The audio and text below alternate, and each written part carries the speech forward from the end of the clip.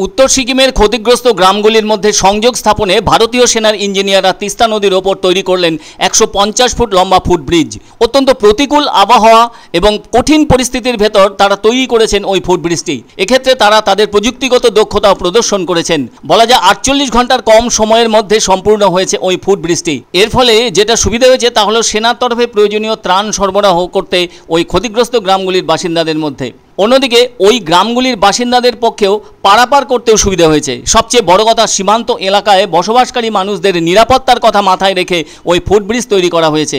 বলা প্রয়োজন উত্তর সিকিমে আবারও দেখা গেল গুরুত্বপূর্ণ ভূমিকা পালন করছেন ভারতীয় সেনারা।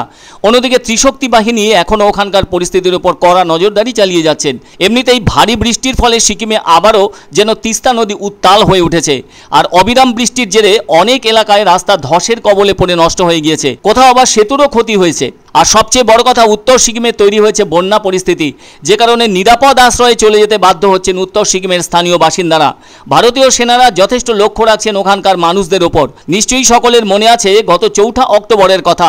উত্তর সিকিমের লোনাক হ্রদ বিপর্যয়ের ফলেই একরকম প্রলয় সৃষ্টি হয় তিস্তা নদীর বুকে।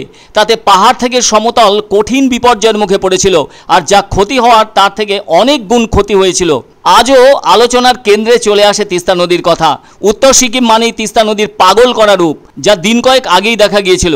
সেজন্য ভারতীয় সেনা বিভাগের ইঞ্জিনিয়াররা বিস্তর চেষ্টা চালিয়ে আর যাই হোক যোগাযোগ ব্যবস্থার জন্য অন্ততপক্ষে একটা ফুটব্রিজ তো তৈরি করে ফেললেন। তাতে কোনো বিজ্ঞপ্তি প্রকাশ করে টেন্ডার ডাকারও প্রয়োজন হয়নি।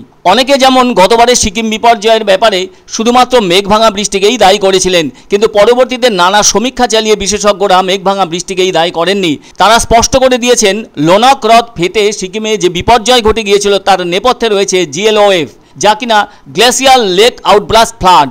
বিশেষজ্ঞরা আরও স্পষ্ট করেছেন GLOF তখনই হয় যখন হিমবাহ গলা জল জমে সৃষ্ট হ্রদগুলিতে অতিরিক্ত জল জমার কারণে বা ভূমিকম্পের মতো কোনো প্রাকৃতিক বিপর্যয়ের কারণে ফেটে যায়।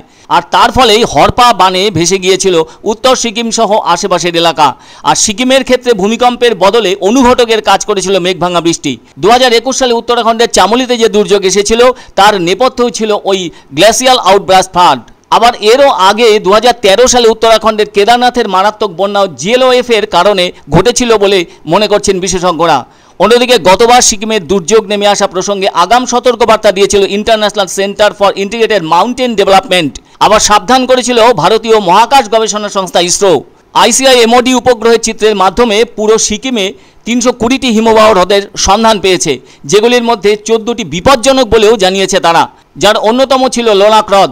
2021 সালেও ওই লোনাক হ্রদ নিয়েও সতর্কতা জারি করা হয়েছিল।